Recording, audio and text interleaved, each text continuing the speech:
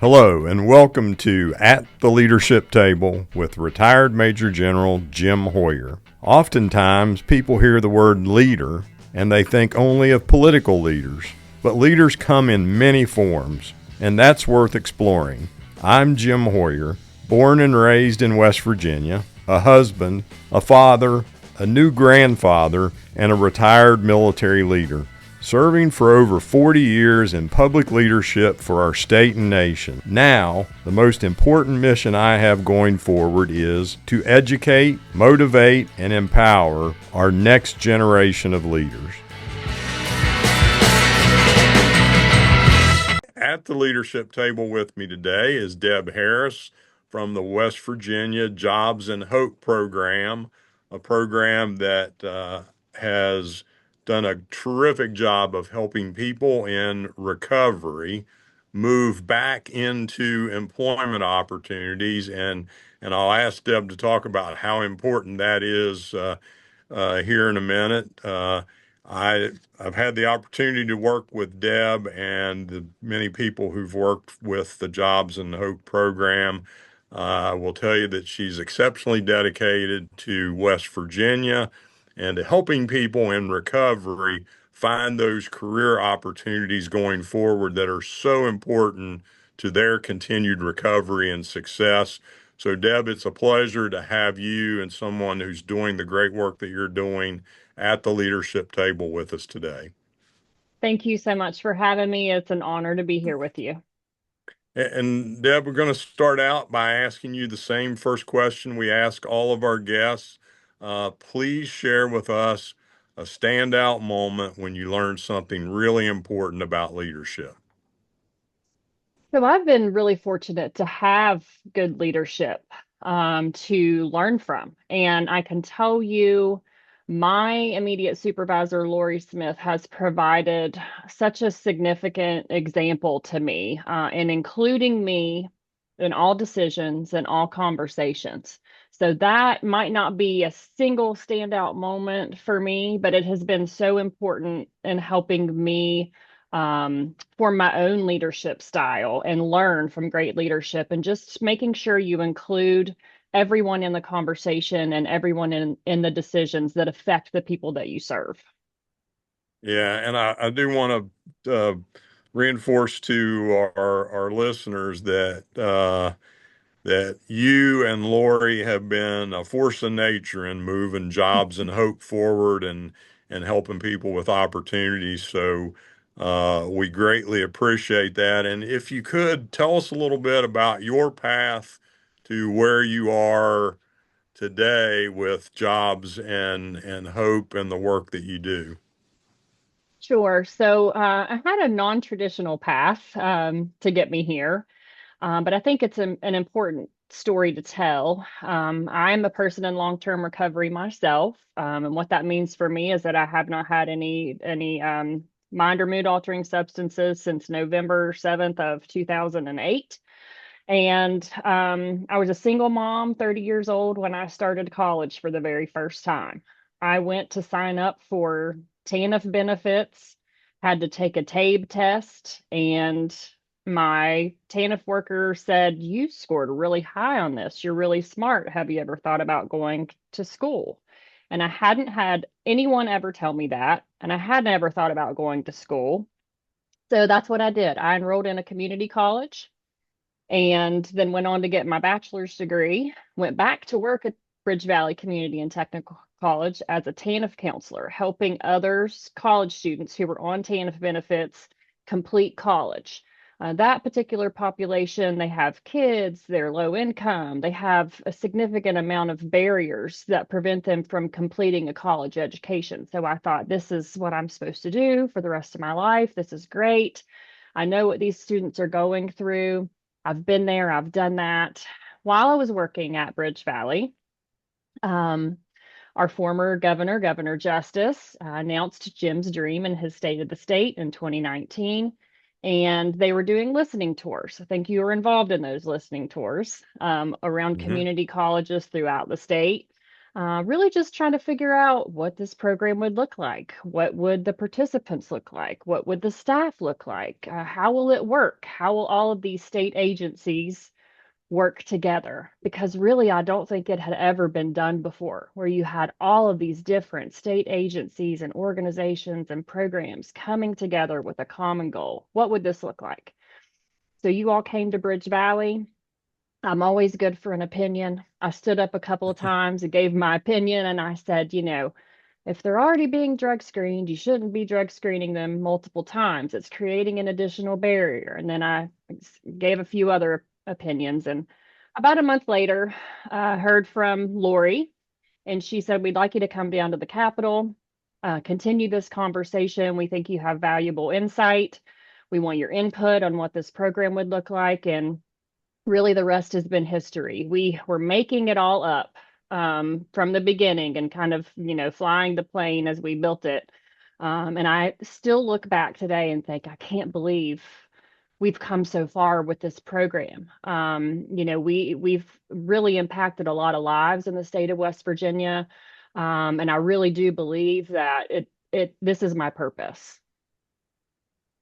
And a great example of what the program is all about. You're a living example of that and the opportunity that it's provided to so many people. And I had a conversation with somebody not too long ago, and they said, "Well, what was one of the most important projects you worked on in state government?"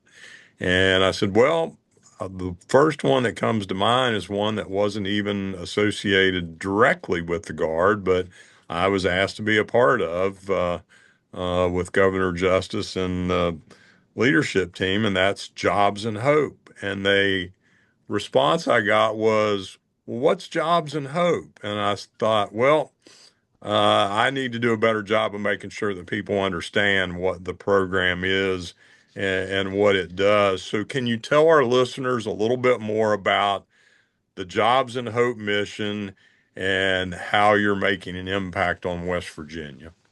Absolutely. Our mission at Jobs and Hope is to eliminate barriers to employment for individuals in recovery from substance use, and help them obtain career training and education that will lead to career employment. Governor Justice had the idea if we could just get these folks good jobs, they wouldn't need to go back and do the things that they'd always done. And if you think about the timeline here, in 2017, we were facing a terrible drug epidemic, an opioid crisis, which Jobs and Hope was made to establish, or was established to address, actually. And so our mission is to help individuals in recovery get connected to training and education. Also, we help individuals reentering from incarceration. That population of folks really needs additional support in being successful in the workplace. There are a lot of misconceptions about people in recovery and people coming out of incarceration that I'll talk about here in a little bit. But really, our mission is to help anyone who has a barrier be successful in their community and in their workplace. We've done that by placing transition agents statewide. I have 30 staff members statewide that help individuals navigate the resources that are already available in the state. I mentioned state partners working together. We still work very closely with the Military Authority and the National Guard, but also community and technical colleges, career and tech ed, Workforce West Virginia Adult Education, Division of Rehabilitation Services, all of these agencies working together collaboratively for a common goal of making sure that every West Virginian is as successful as they can be in the workplace and in their communities. So, really, you're not just focused on dealing with the individual challenges and the individual barriers that people face, but you're also working on those broader statewide challenges and barriers that cause other ways that people aren't getting access to recovery opportunities.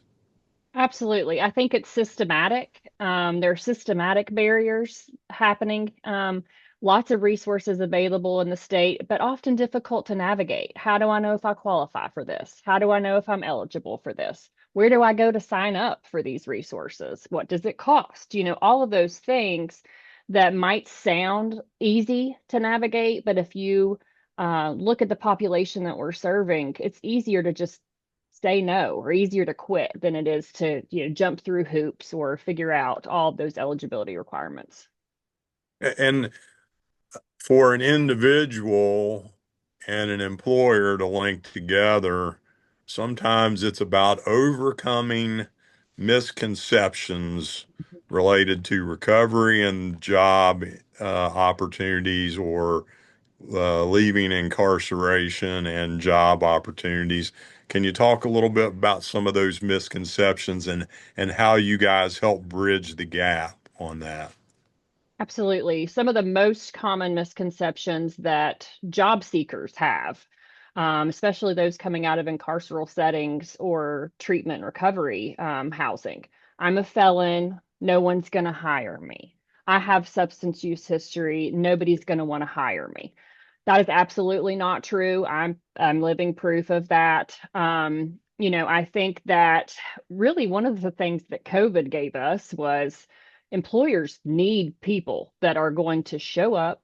They're dependable. They're going to be hard workers. And I am here to tell all the employers that if you want a dependable, hardworking individual who's resilient, has more to lose and more to prove, hire folks that are in recovery. They'll show up. They'll work hard for you. They want to have a purpose. And a lot of times the job is the hope for those individuals. They want to do a good job. And and talk a little bit more too about that piece of it. I know in the beginning when I was involved and we were talking to a lot of folks in recovery who were wanting to get back into the workforce, they talked about the fact that getting meaningful employment was one of the most significant things to maintaining recovery going forward. So I think you've seen that with people, but you can also talk about it from a personal perspective too. But I think it's really important to give our listeners that perspective. Yeah, so when you're talking about employment, we're not just talking a job. My first job in recovery, I worked at Tudor's Biscuit World. I was living in a recovery home and I had to get a job because I had to pay rent. So I got a job, quickly. I worked 40 hours a week, paid my rent, but it wasn't my purpose. I think that those of us who have had the privilege to have a career that we find purpose in know and understand the difference that makes in your life every day. A reason to wake up, a reason to give back. And people in recovery have a responsibility to provide hope and opportunity to the new folks coming in that don't have a purpose, don't know what they're doing with their lives. And I think, we need to ask those people, hey, you're really smart. Have you ever thought about going to school? Have you ever thought about working in a helping field? I think that one of the things that I love most about this job is I do feel like I have a responsibility, but servant leadership, and I know that you know the phrase servant leadership, but I feel like this is my opportunity to provide service to my fellow West Virginians in recovery and give them hope to find their purpose through meaningful employment, a reason to wake up every day, go to work, give back. Um, I do believe that there's a difference between a job and meaningful employment. Yeah, and I think that goes to an article that I read recently. It talked about, and one of the quotes in the article was, sometimes people feel they don't have the worth to achieve something, but they might just need a little encouragement and support, and they need to know that the past doesn't define who they are. And I think that's a really important concept in the work that you and the Jobs and Hope team do every day. So maybe just talk a little bit more about that as it relates to some of the folks that you all have worked with and are working with today. Yeah, so I believe that someone shouldn't be judged by the worst thing that they've done, right? And in picking my team, I have a good mix of folks that have personal experience, professional experience, but our transition agents are meant to be that support, those resource brokers. They give hope, they provide hope, they offer support to people who might not have any other support. I was fortunate enough to have my family that supported me, the recovery community that I'm a part of here in Charleston supported me. When I came to Jobs and Hope, Lori and Jacob and Clayton and Brian and Governor Justice and you and your team at the military authority all supported the program and me throughout my journey. So I think that it's really important to provide that hope to other individuals.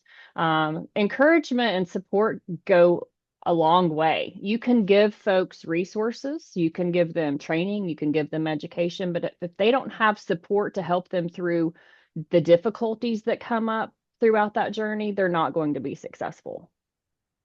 And I've been working on a project with some folks in the business school at WVU, and we've been looking at the number of vacant job and career opportunities in the state of West Virginia, and they they they hover around 24 to 29,000 vacant positions in the state.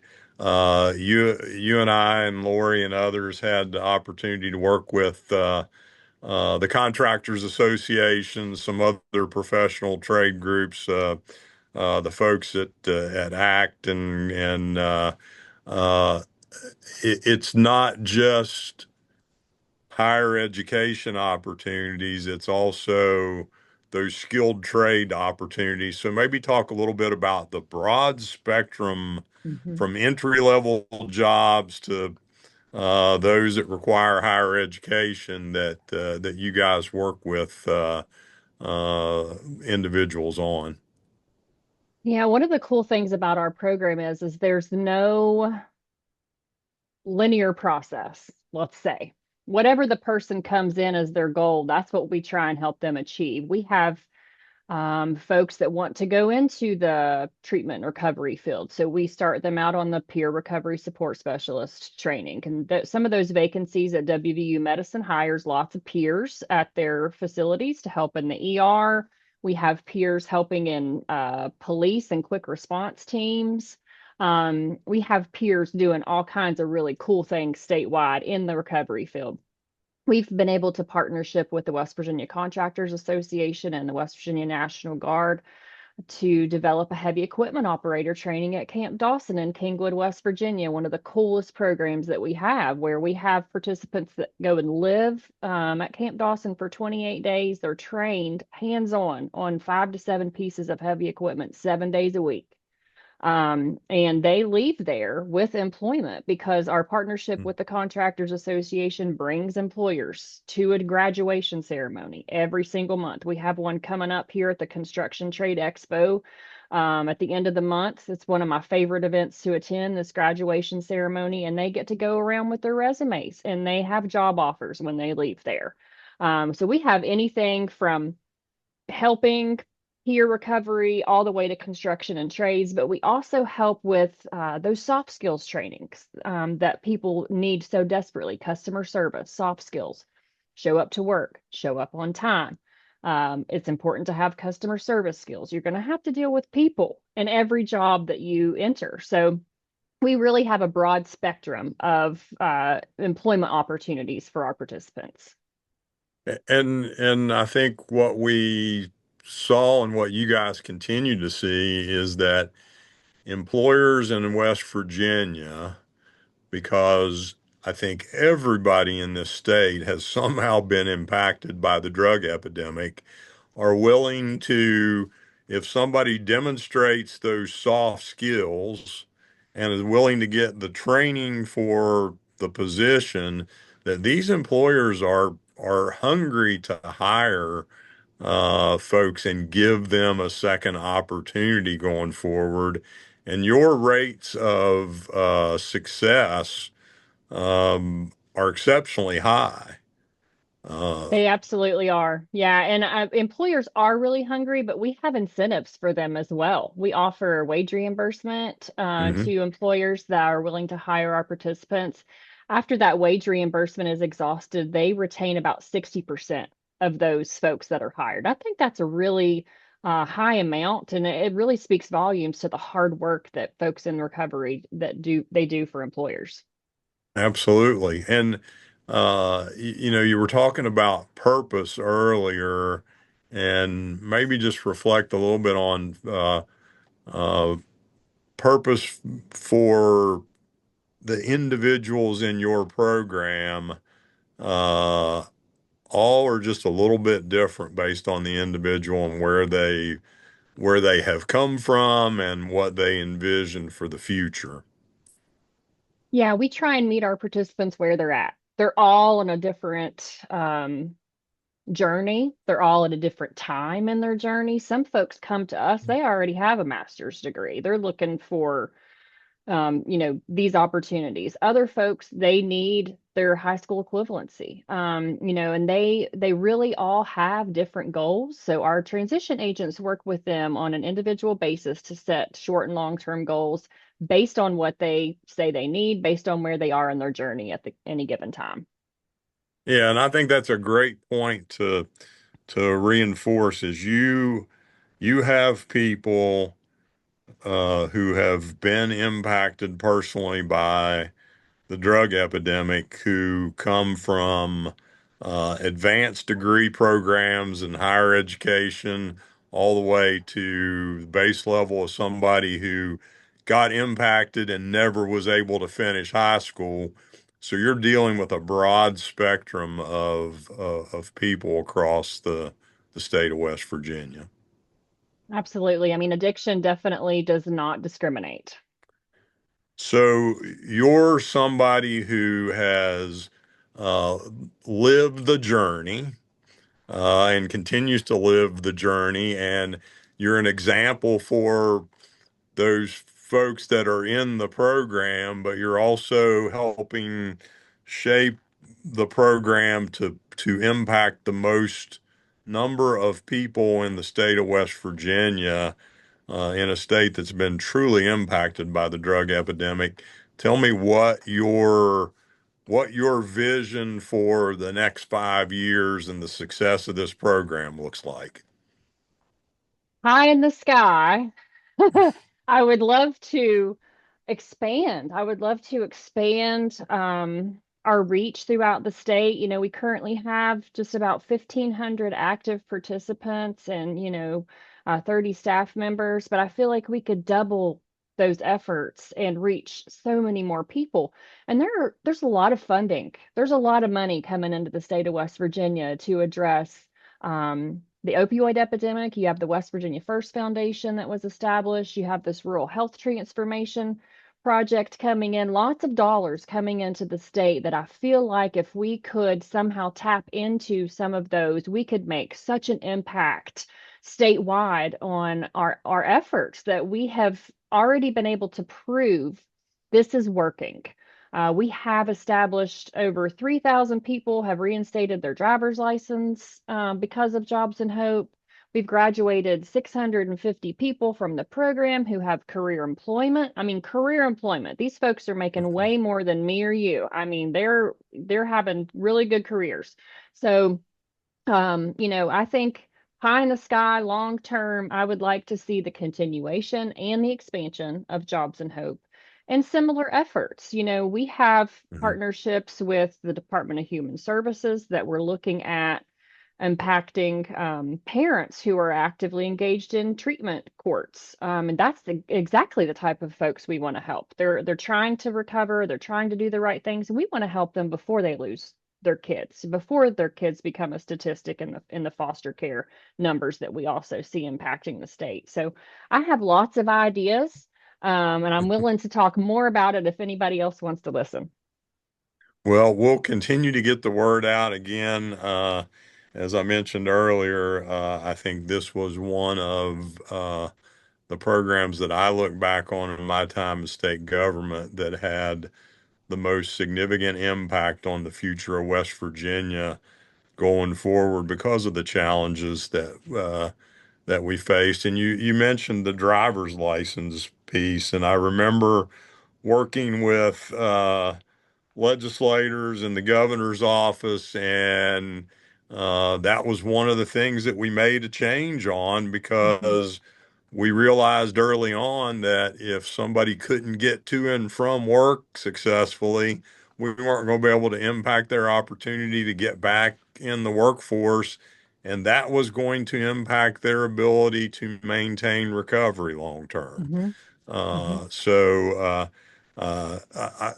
On uh, this program, we try to focus on the important fact that leadership is in all forms and in all places, and at the community level is where it may be the most important, and that heroes are the same way. And Laura, I'll have to tell you, Deb,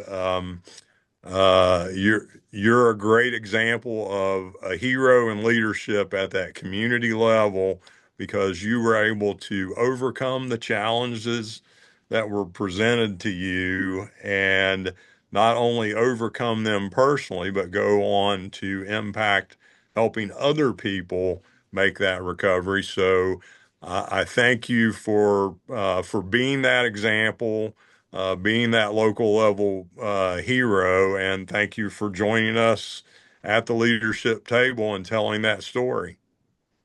Thank you so much for having me. It's a real honor and a privilege to be able to provide my experience, strength, and hope. Thanks for listening. This has been At the Leadership Table with retired Major General Jim Hoyer. Did you know you can now find me on social media at RMG Hoyer? That's HOYER, or email me at rmgjameshoyer@gmail.com.